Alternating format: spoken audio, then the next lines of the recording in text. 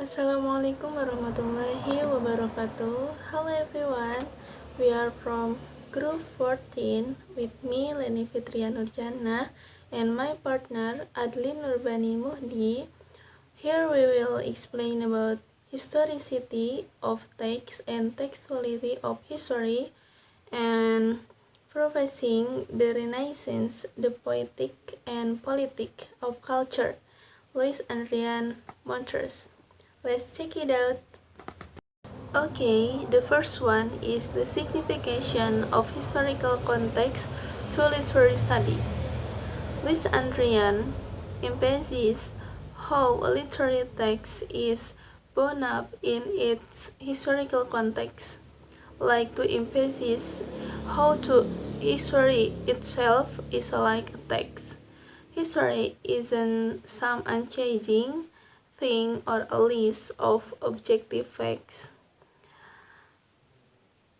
but historical context is the social, political, cultural, economic, and environmental situation that influence the events or trends we see happened during that time. Historical context is an important thing to consider when reading written work. It can change or amplify the overall meanings of the subject and reveal information's perspective we otherwise would have missed. Like example of historical context on Animal Farm, written by George Orwell in 1945. Animal Farm's personifications of farms animals as political leaders during the Russian revolutions reflects the early Soviet Union. Specifically, this political fable is based on the historical context of the Bolshevik revolutions and Joseph Stalin's betrayal of the Russian cause. Okay, the second is textuality. What is textuality? Okay, textuality here is, as a literary theory, is that which constitutes a text in a particular way. The text is indicatable. There is an inexistence of an effective or strict method or writing or structure. Okay, the third is New Historicism. New Historicism are some of the most complex, persistent, and unsealing of the problems that professor of literature attempt variously to comfort or to perfect, among them the essential of historical base upon which literature is to be distinguished from other discourses. Example: intellectual worker, academic professional, gendered domestic, social, political, and economic agent.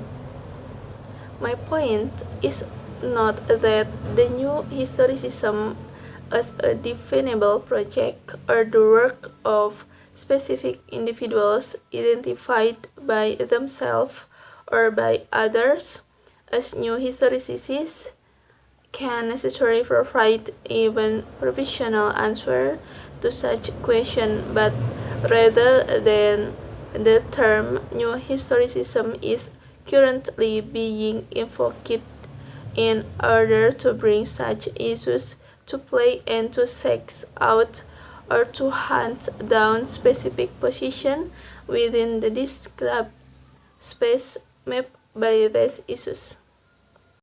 Okay, that's from me. Next slide will explain by Adhlin Nurbani Muhdie. The relationships between New Historicism, Marxism, and Post-Structuralism. Well, basically, New Historicism shares the idea of deconstructionists in a way to have powerful tools of ideological analysis This constructive reading may be implemented as Derrida writes in his work on the European cultural politics. He writes, "The constructive readings and writings are concerned not only with discourses, with conceptual and semantic contents. The constructive practices are also and first of all political and institutional practices." As well as the renowned Derrida's aphorism, "There is no outside textuality." Well, simply put, we have to understand the context, the historicity and the context of a text in order to gain a better understanding. And the late theories of textuality have argued persuasively that the referent of linguistic sign cannot be fixed, that the meaning of a text cannot be stabilized, which means language is formed with, our thinking works like the system of language, right? So it's not stabilized, it's unstable, so we cannot fix the meanings of any kind of text. As in Marxism, which is characterized with a vantage point of history and contemporary political life, in essence determined by struggle, contestation, power relations, and libido dominandi, or you can say the will to power, the desire to dominate, and the lust for government. This is the parody of the Communist Manifesto by Edward Pachter.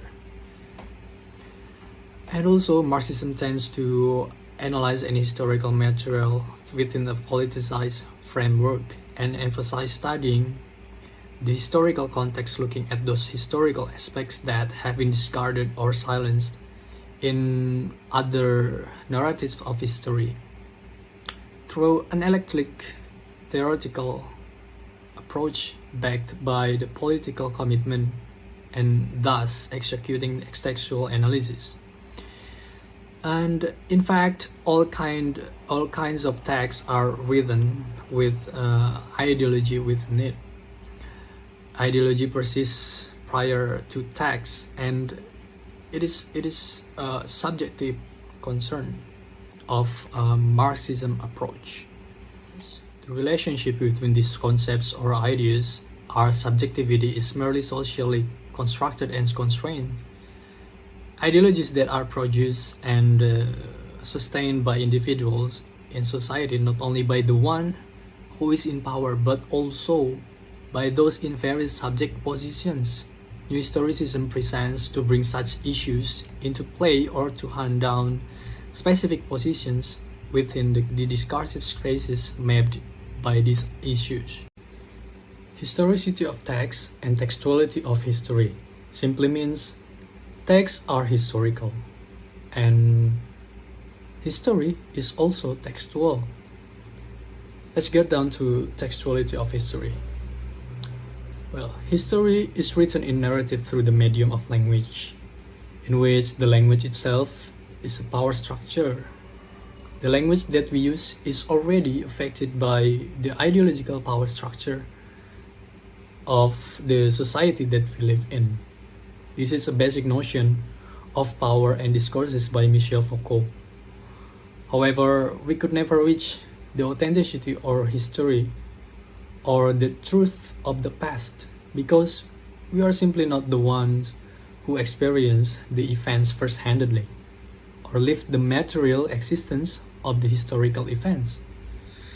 As history comes from the form of narrative in the form of text, so history was interpreted by the historians, in which subjective. So for instance, you wrote a story of your childhood and you lived heavily with your family. Then the story is publicated and consumed by the readers. The readers cannot experience the authentic past. So that any kind of texts are actually fiction. And the next one is historicity of text. Literary text is a product of the social, historical, political, and cultural factors of the time in which it was produced. So This means if you read Shakespeare, you will know what was happening in the Elizabethan era. It can also means that if you read a text, it is not possible to separate the text from its historical background. The new historicists erase the boundaries between history and literature. Well, I think that's all from our group. Thank you for your attention. And if you have some question, you can ask us on the WhatsApp group. So thank you. Wassalamualaikum warahmatullahi wabarakatuh.